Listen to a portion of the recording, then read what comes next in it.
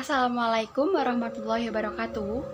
Perkenalkan, nama saya Jenny Safira, NPM 1911090. Video ini untuk memenuhi tugas kelompok mata kuliah pemahaman individu tes dosen pengampu MA Primaningrum DNM SPSI MPSI. Di sini saya akan mempresentasikan hasil belajar saya mengenai tes kecerdasan majemuk yang terdiri dari sejarah kecerdasan majemuk, pengertian kecerdasan majemuk, tujuan kecerdasan majemuk, dan macam-macam tes kecerdasan majemuk. Kebanyakan orang beranggapan bahwa orang yang cerdas memiliki arti pintar dan diukur pada nilai mata pelajaran yang bagus dan nilai tes IQ yang tinggi. Inilah yang kadang membuat seseorang menjadi minder jika mendapati nilai tes mata pelajaran dan tes IQ-nya rendah. Padahal, nilai mata pelajaran dan nilai IQ yang tinggi bukan menjadi tolak ukur kesuksesan seseorang loh. Sejarah kecerdasan majemuk. Multiple intelligency, yang dalam bahasa Indonesia diterjemahkan sebagai kecerdasan majemuk atau kecerdasan ganda. Teori kecerdasan majemuk ini dikemukakan oleh Howard Gardner, seorang pakar pendidikan dan psikologi. Tokoh pencetus teori kecerdasan ganda ini adalah Howard Gardner dari Harvard University, Amerika Serikat. Howard Gardner adalah seorang psikolog beraliran humanistik, guru besar pendidikan pada Graduate School of Education. Tahun 1983, ia menulis buku berjudul Frames of Mind, The Theory of Multiple Intelligence. Teorinya tentang multiple intelligence yang dipublikasikan pada tahun 1993. Gardner mendefinisikan intelijensi sebagai kemampuan untuk memecahkan persoalan dan menghasilkan produk dalam suatu setting yang bermacam-macam dan dalam situasi yang nyata.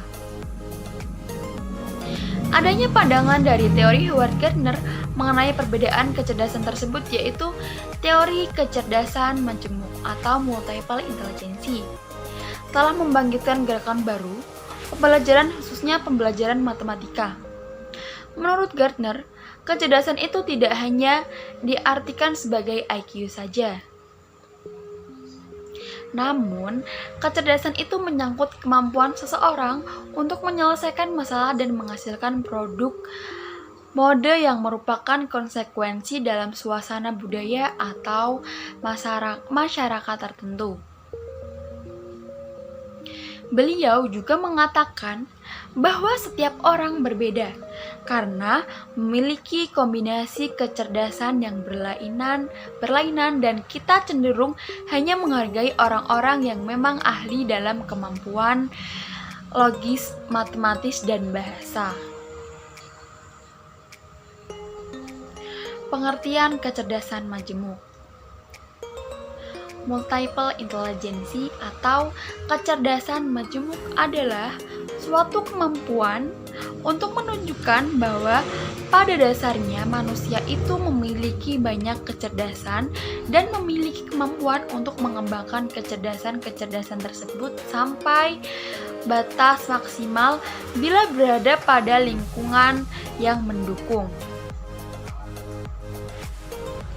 Gardner mengenalkan teori kecerdasan majemuk yang menyatakan bahwa kecerdasan meliputi 8 kecerdasan, yaitu linguistik, matematis, visual, musikal, kinestik, interpersonal, intrapersonal, dan naturalis. Teori tersebut didasarkan pada pemikiran bahwa kemampuan intelektual yang bisa diukur melalui tes IQ sangatlah terbatas, karena tes IQ hanya menekan pada kemampuan logika dan bahasa. Padahal, setiap orang mempunyai cara yang unik untuk menyelesaikan persoalan yang dihadapinya. Kecerdasan bukan hanya dilihat dari nilai yang diperoleh seseorang, Kecerdasan merupakan kemampuan yang dimiliki oleh seseorang untuk melihat suatu masalah, lalu menyelesaikan masalah tersebut dan bisa berguna bagi orang lain. Tes kecerdasan majemuk. Tes kecerdasan majemuk digunakan untuk mengetahui kecerdasan majemuk dominan yang dimiliki seseorang dan dapat mengakomodasi setiap seseorang dengan berbagai macam pola pemikiran yang unik. Tes kecerdasan majemuk dikategorikan untuk anak usia 5-10 tahun. Pada saat ini orang tua dapat mengenali dan menggali potensi kecerdasan anak. Salah satunya cara adalah membebaskan anak untuk memilih aktivitas yang disenanginya. Pada masa ini, anak-anak memasuki usia keemasan, di mana perkembangan sel sarafnya berkembang dengan pesat. Oleh karena itu, stimulasi oleh orang tua dan pendidik sangatlah diperlukan untuk meningkatkan kecerdasan anak. Adapun macam-macam tes kecerdasan majemuk tersebut, yaitu yang pertama ada tes kecerdasan linguistik atau kecerdasan berbahasa. Adalah kemampuan untuk menyusun pikiran dengan jelas dan mampu mengungkapkannya melalui kata-kata seperti berbicara, membaca, atau menulis. Kecerdasan ini ditunjukkan dengan kepekaan seseorang pada bunyi, struktur, makna, fungsi kata, dan bahasa.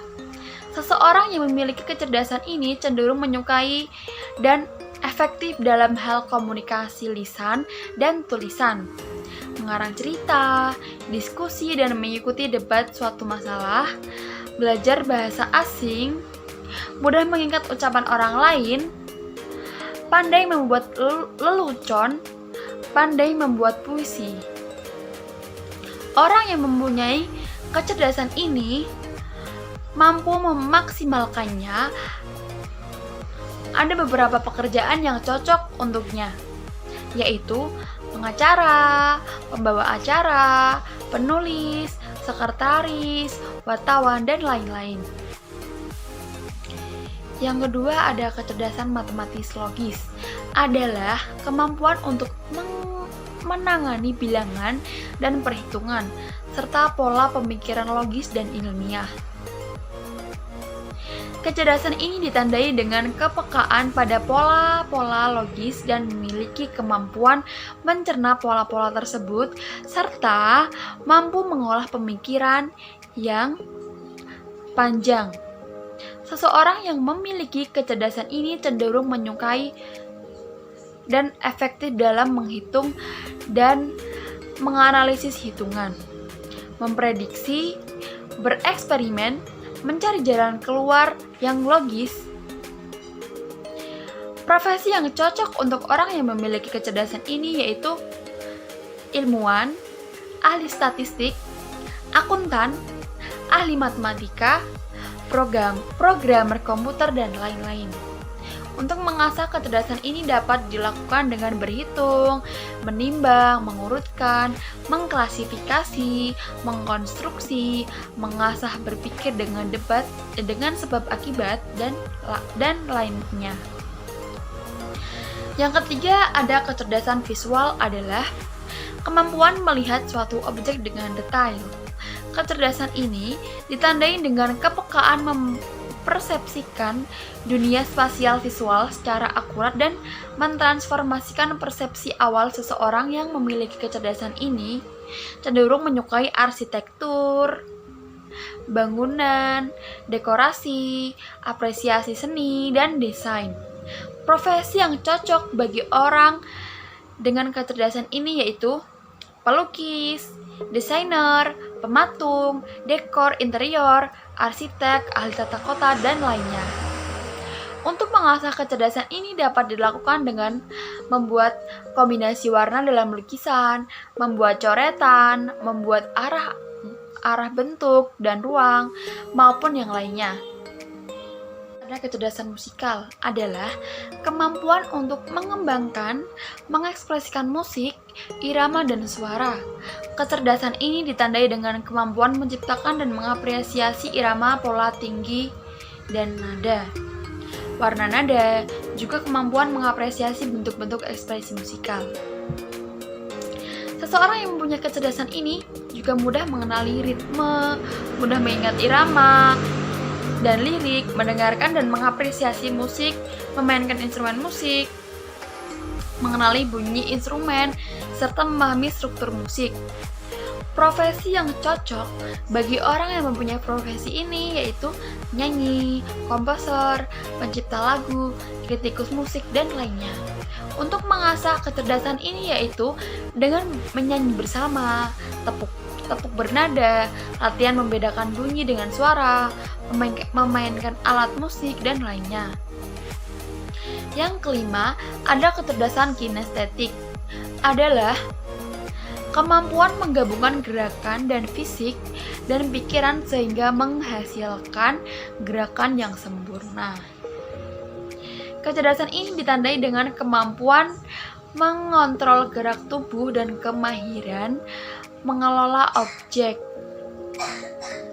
Seseorang yang optimal dalam kecerdasan ini mampu menggunakan seluruh tubuh untuk mengekspresikan ide dan perasaannya.